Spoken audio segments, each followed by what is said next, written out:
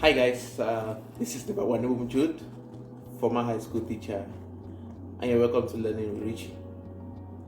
Have you ever wondered on how to build generational wealth as an African or as a Black? So this week we're celebrating the Black. So the Black Month is a month that is out there to acknowledge the contributions of Black people in America and in Canada. So we look at the struggles of the Blacks and how they have been able to support these countries in the development. And we acknowledge the fact that the Blacks have been marginalized. There's what we call institutional racism, which are structures which have been put in place which discriminate against Blacks. And now there has been an awareness over the world. We have heard of the Black Lives Matter movement. There have been awareness by movements that have been going out there advocating for the rights of the Blacks to be respected. And one area where Blacks have we also suffered marginalization is in terms of financial freedom, because when you when we have these institutional structures that have been put in place that discriminate against the Black, normally sometimes where Blacks will not be able to obtain or to be appointed or to gain certain positions as far as employment is concerned. They we might not have many Black as chief executive officers because of the structures that have been put in place. And also looking at it again, in terms of the institutional racism, sometimes maybe you might have some of these things that we manifest them unconsciously. So when we have the institutional racism in place, it is something that all the Blacks are dealing with in the Western world. And this movement is out there to push forward to make sure we can live in a society which is inclusive, where there is equity, there is fairness, where unequal treatment is given to unequal persons. So but in as much as we have these structures in place which limit us as Blacks, we also have to put our efforts in place while the advocacy is going on. We don't have to fold our arms. We have over the past 50 years, the percentage of wealth held by Black persons today have not changed, which means, and I think it's just maybe the amount of global wealth that Black people have is not up to 10% of the global wealth. So what is in the hand of Black people is not up to 10% of global wealth. So what do? We have to break these chains that are around us. And how do we break these chains? Is by setting structures that can leave generations upon generations of Blacks with enough wealth. Most of us who have traveled abroad, if you're an immigrant, you will understand maybe what it takes for you to move from wherever you are to where maybe to another country. We understand how difficult it is. There are some people who are not able to afford 3 square meals a day.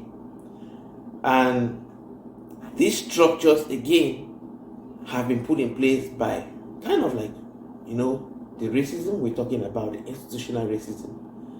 And as somebody who we have immigrated and we have children in the Western world, and these children have picked up nationalities in these countries, but they are still Black, and that those structures are still there that would discriminate against them. What do we do to help our children to build a financial future for them that they can leverage on, and change the dynamics, change the situation of, instead of Black occupying just 10%, holding just 10% of global wealth, maybe for them to hold 70%. And for that to happen, it begins at the individual family levels. So the purpose of this particular video is an advice on what we can do as Blacks to make sure that we leave wealth for generations where our children can leverage on, because the stock of wealth that you are born into can help you succeed in life or fail in life. When you are born into a family without resources, you struggle a lot to succeed. But if you are born into a family with those resources already in place, it will ease the process of you kind of like succeeding. I know most Africans, especially like most Blacks, they are very optimistic, they are positive looking, and they have high ambitions. But sometimes because of the lack of financial support, they are not able to execute, or they are not able to realize their full potentials. So as a parent, what do you do to ensure financial freedom and generational wealth for your children? The first thing is getting yourself a life insurance policy. It is very important for you to get yourself a life insurance policy. Most Blacks don't believe in life insurance. We have that notion that we are just kind of like, we're born to struggle, and whatever you make, you sometimes you just like, well, if you are able to leave anything for your children, it's their luck. If not, their children have to get into the world and struggle for themselves, to fend for themselves. But it's not supposed to be like that.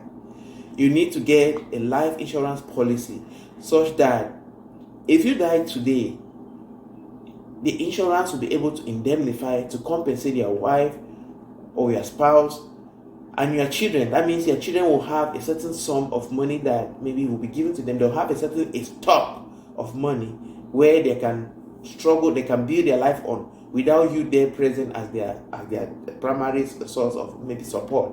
In your absence, they will still have enough money to build their future. We have like streets being named here, buildings named after people who have died and their spouses have benefited from huge amounts of insurance, life insurance. Imagine somebody who has an insurance policy of maybe like $500,000 or $300,000, and the person passes away.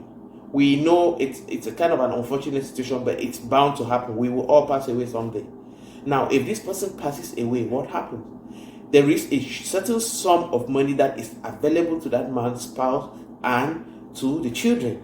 And the children now, they can grow up like with that amount of money that's already there. That's a good base for them to be able to go to whatever school they want to go in the world, for them to be able to like start up a business if they don't want to go to school, if they're out there, maybe like out to start a business.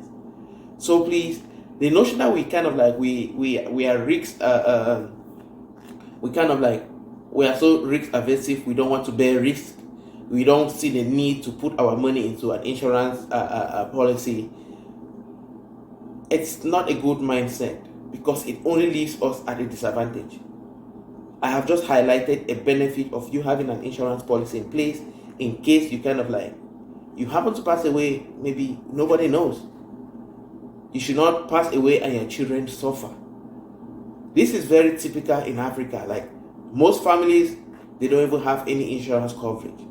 And the parents, especially the breadwinner of the family, if the person passes away, that family is doomed to fail, or they will suffer and suffer before they will succeed. They will go through hardship before they will ever succeed. So it's just an attitude to cultivate. Just maybe like paying something small every month as a policy for a certain period of time. Just consider an insurance policy like maybe your phone bill or something like that. When you pay those bills, like you will never get the money back. Even if depending on the type of policy you have taken, even if the policy expires without when you're still alive, there's no problem. But what if you died when you don't even have a policy in place? What becomes of your offspring? What becomes of your children? So that is a very for us to be able to create generational wealth that will pass from us to our generation, to our children, and maybe pass from our children to their own children. Then we need to put in place a life insurance scheme. Another thing that we need to do is to build in our children the attitude for them to learn how to invest in stocks, invest in shares. It is very important. Take for instance, you have maybe a child who is, let's say, 10 years old, or maybe he's 12 years old, and that child has a birthday, and you want to give that child a birthday gift, you might decide to buy shares, and you come like, I have a birthday gift for you, and you present, like, you show that child, like, this is the birthday gift I've given to you, and you explain to that child the benefit of you having, maybe like having invested in a particular company, buying those big companies, buying their shares, no matter how small it is. Now, you might buy those shares and you show that child, maybe after 2 weeks, maybe like at the time they're giving the child the gift, like showing the shares, the child might not really appreciate it. But maybe if in a month you can come, you kind of like open your portfolio and show the child, like, these shares that I bought last month at this price, this is the value of it, and this is how your shares are going to be in the next maybe 1 year, 2 years, 3 years, 5 years.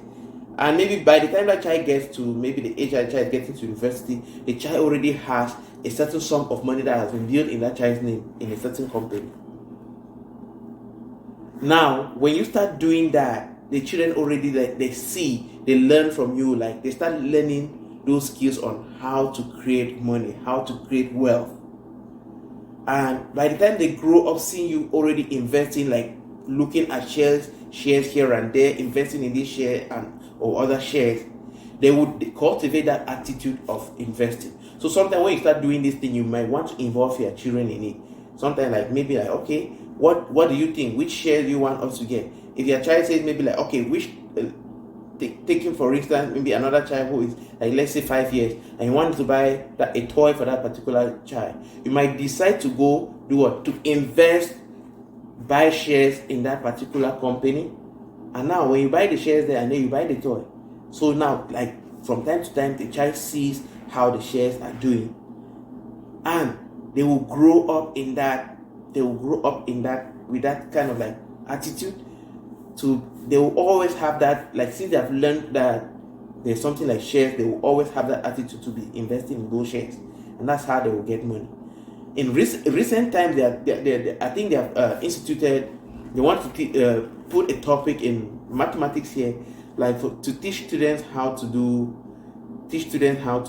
mortgage, how to buy mortgages, and also how to do like some of these buy stocks and stuff like that, how to invest, how to manage their credit.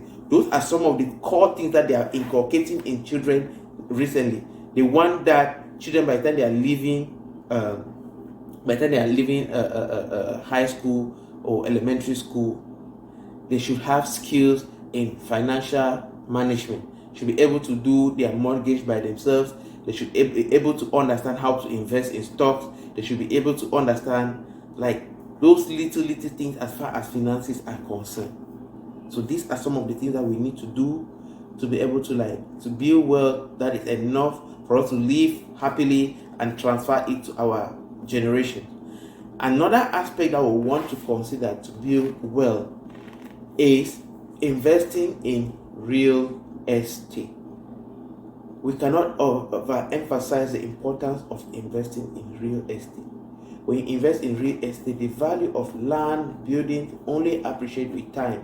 If we look over the past years, I think the past 2 or 3 years now, the value of houses in the US and in Canada has been going up and up. So you might want to invest in real estate, and you don't need all the money to pay cash down. So you just need to get your 5% down payment, and you get a mortgage. From time to time, you might take some time to pay off that mortgage, or you pay it like, take for instance, maybe you have an area where you live near a student area around campus. You might decide to get a mortgage and you modify it and put it out for students to rent it. Providing every facility and just like giving it to them at a premium. That way you are able to like get money from the students to pay a mortgage, and you're making some extra money from there as profit. You might also get those buildings, like just get the real estate around and making people to like get to rent it, and that's how you build money for yourself and your children. So when you start doing these things, involve your children in everything you're doing. Have this conversation with them about investment. Talk to them from time to time. If they're too young to understand, just keep doing it. and then like getting them involved for them to know like this is my dad's routine or this is my mom's routine. And when they get used to these routines, they will be able to build a wealth for themselves. Another aspect that you should do to build wealth is to invest in pension schemes and also in educational funds.